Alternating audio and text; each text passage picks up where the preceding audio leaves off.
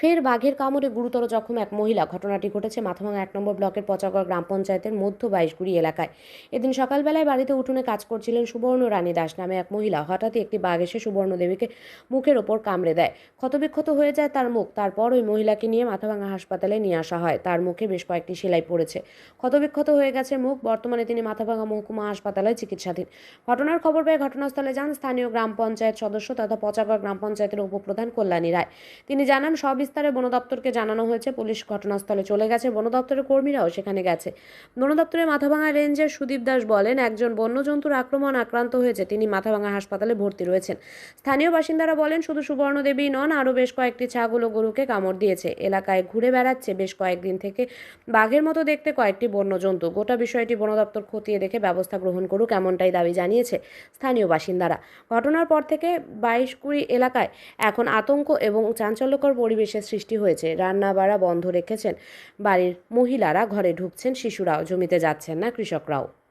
তখন মা পড়ে গেছে, পড়ে যাওয়ার পরে তারপরে মার দিকে আক্রমণ করছে, মুখের মধ্যে খাবার দিচ্ছে, কামড় দিচ্ছে।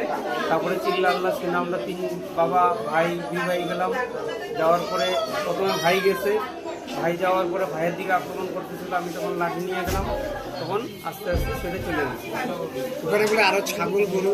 হ্যাঁ, ছাগল ছিল, আমার বাড়ির পাশেই ছাগল ছিল, 4-5টা ছাগল ছিল, ওখানেই থাকে। সকালে ওখানে আমরা রাখি তো।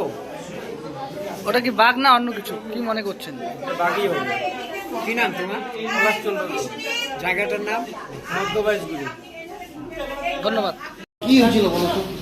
মা ঘরের পিছনে গেছিল, ছাগল বাজার ছিল, ওখানে গেছে খাবার নিয়ে।